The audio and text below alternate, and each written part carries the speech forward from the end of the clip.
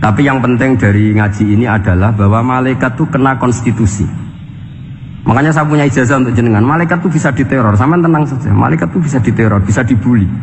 Masyhur itu di cerita Nurul Ghulam, karangannya Senawawi.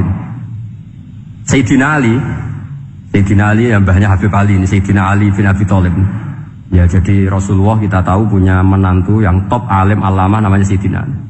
Sayyidina Ali ku yang menuso. Jadi dia ku iseng kepengen roh Umar ku wedi. Mergo mangkel. Wong kok ning donya anggere wong tau disentak yo kepengen roh Umar disentak. Wong sak urip-uripe nyentak. Wong. Walhasil Sayyidina Ali ketika Umar wafat, beliau berdoa, ya Allah saya beri kasef supaya ngerti Umar sing mletene ngono anggere wong disentaki wani gak nyentak mungkar nakir. Mau itu tok tujuannya. Karena Sayyidina Ali itu orang yang luar biasa, walhasil dituruti oleh pangeran kasef. Wasef melihat mungkar nakir datang itu matanya kalkidril wali kayak apa panci yang mengangai. Seru. Umar baru bangun dari kubur. Sayyidina Ali sebenarnya ingin melihat kalahnya Umar. Sebenarnya niatnya itu ingin melihat kalahnya Umar. Ternyata Umar tersinggung, langsung berdiri. Hei malaikat, kamu itu harus punya akhlak. Kamu tahu saya siapa? Saya ini temannya kekasihnya Allah. Yang jadalkan temannya, bukan dia. Jadi bolehlah neror malaikat itu boleh. Kamu tahu saya ini siapa? Saya ini temannya kekasihnya Tuhan, kekasihnya Allah. Ya ke sopo? Kancane Nabi Muhammad. Itu panik mungkar nakir. Panik terus matur Allah, ya Allah ini ada orang yang saya teror malah saya diteror. Siapa dia? Umar, temannya kekasihmu. Kata Allah, yo kowe iku yo sing diakhlak sithik, mosok ambek kancane Nabi gitu. Semenjak itu terus sopan, ya kok mungkar nakir. Tapi Sayyidina Ali gagal ngelihat Umar kalah. Padahal cita-citanya kepengin Umar sekali-kali kalah. Jadi ada sekian cara untuk apa kalau dibahasakan untuk meredam malaikat. Masyhur ada ulama alim alama pekerjaannya mengajar tauhid. Ngajar tauhid lah, mungkin tauhid primbon sampai tauhid apa. Ketika meninggal sama malaikat masih ditanya marbuka, manabuka dan seterusnya. Imam Malik datang, "Hei malaikat, ini guru tauhid, saurip-uripe mulang tauhid, kowe ora tau mulang kok takok sing tukang mulang. Sing sopan." Ya sudah enggak usah tanya.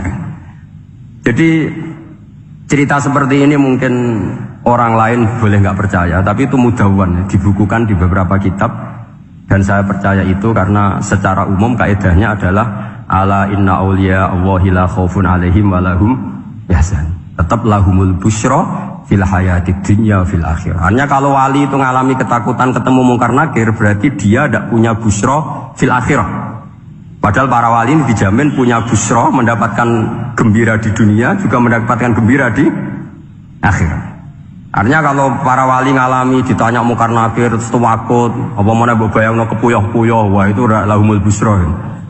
Jadi ini, makanya zaman nanti kalau ditanya mungkar nakir, marbuka, saya guru tauhid. Ngajar di Qudsiyah kelas 6. Harus jelas.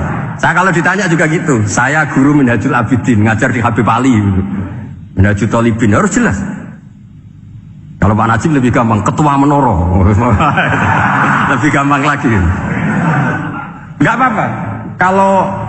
Karena malaikat itu ternyata mukallaf. Mukallaf itu kena aturan hukum. Enggak boleh dia selonang-selonong. Kena aturan hukum.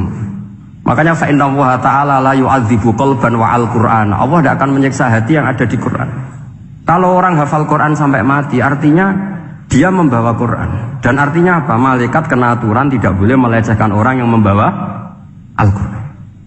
Jika surat Tabarak gak terima, ini orang ini hafal saya, kalau kamu mukulin dia kena saya. Tapi ini orang fasik, tapi saya di situ, kalau mukuli dia kena saya. Akhirnya kompromi terus konsultasi bi Allah.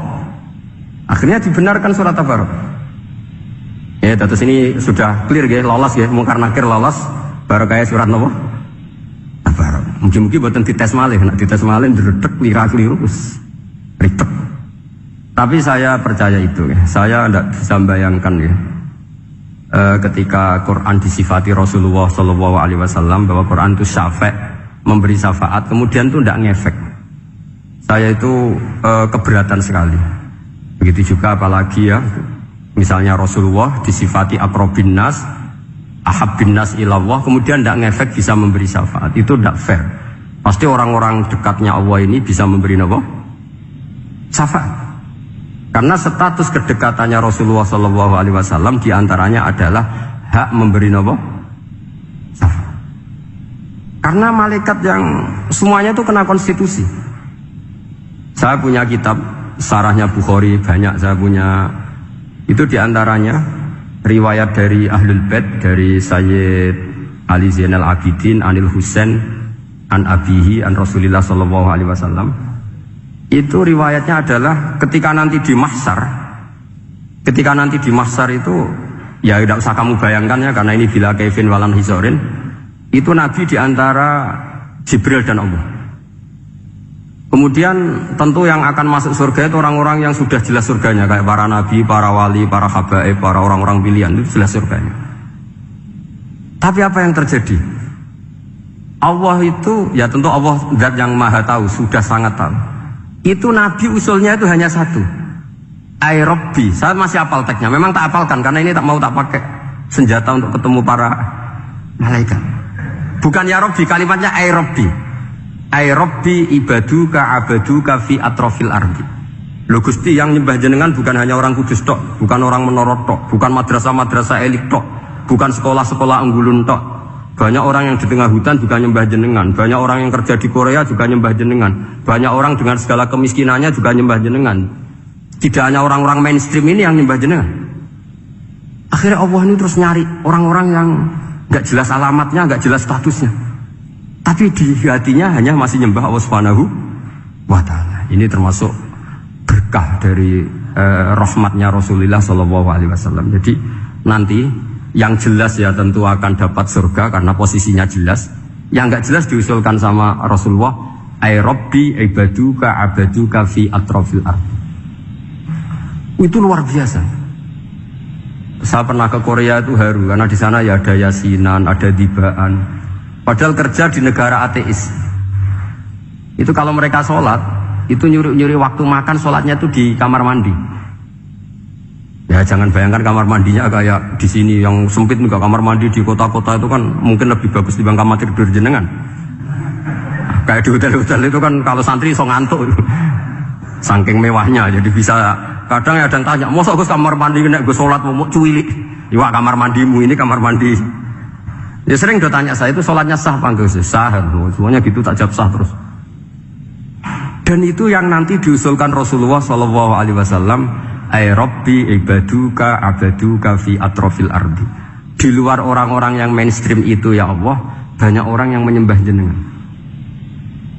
Saya tuh pernah nangis ketika di Bandara Jakarta ketemu orang wireng, serai melarat, jelas melarat, wireng guys. Ini aku ketemu saya cium tangan. Gus saya ini itu habis dari Selandia Baru, kerjanya dia itu ikut mancing gitu, mancing ikan tuna ya, di Selandia. Kalau saya di tengah laut itu sampai 2 bulan. Hiburan saya itu hanya ngaji jenengan lewat YouTube. Coba orang di tengah laut ngaji, wah itu seneng pojok bumi. Jadi ini umat Rasulullah Shallallahu Alaihi Wasallam. Makanya kalau suwon jenengan yakin saja terhadap syafaatnya Quran. Karena semua malaikat itu kena aturan. Di antara aturannya adalah tidak boleh menyiksa orang yang di hatinya ada Al-Quran. Fa innallaha ta'ala la yu'adzibu qalban wa al-Qur'ana. Karena Allah tidak akan menyiksa hati yang ada di Quran, yang ada Qurannya. Sehingga memiliki jelas gini riwayat saking Ibnu Katsir. Semoga kula percaya, apalagi ini didawuhkan Rasulullah SAW bahwa surat Tabarok adalah disebut munjiyah, penyelamat, juga disebut wakiyah, penjaga. Lalu biasanya orang-orang yang nggak percaya syafaat itu pertanyaannya adalah, kan manusia itu wa alaisa lil insani ila masa'a, manusia itu hanya bisa membawa bekal apa yang pernah dilakukan. Itu dijawab oleh ulama-ulama kita ahli sunnah wal jamaah. Entah perlu ditambahi anahdiya apa enggak tahu saya. Saya ini kata orang banyak termasuk pengurus PBNU, tapi saya itu tetap nggak pati srek. Kalau ahli sunnah saja, tidak usah ditambahi an-nahdiyah. Karena nanti malah tidak global ini, ahli sunnah kok lokal ini jadi ribet. Ya tapi kalau kita di Indonesia ya ditambahi an-nahdiyah tidak apa-apa. Karena mau tidak mau memang Dalam hal ikramus sahabah mungkin kita dengan Wahabi itu sama-sama ikramus sahabah. Tapi dalam hal percaya wasilah kita ini ada miripnya dengan Syiah, karena Syiah percaya wasilah, NU percaya wasilah. Tapi dalam bab ikramu kulis sahabah beda kita dengan Syiah. Fa innas Syiin itu ada sahabat yang dihormati, ada yang enggak. Akhirnya terus kita karena itu terus bikin ahli sunnah Ahmadiyah, karena Wahabi itu ya ahli sunnah tapi enggak percaya apa? Wasilah. Ya katanya gitu, kata para pakar-pakar. Saya sendiri hanya nirukan, saya enggak punya kepentingan untuk menganalisis itu enggak. Karena pertanyaan di kuburan itu ya gampang, nanti marobuka, manabiuka itu gampang lah. Tapi ada KNU juga, ada nanti Gus pertanyaannya, wama jamiyatuka. Waduh ribet, lama-lama wama hizbuka, partai kamu apa? Ribet kan kalau semua orang kreasi nambahin, malah ribet kan. Tapi lewat ngaji ini saya pastikan bahwa surat Tabarok itu luar biasa.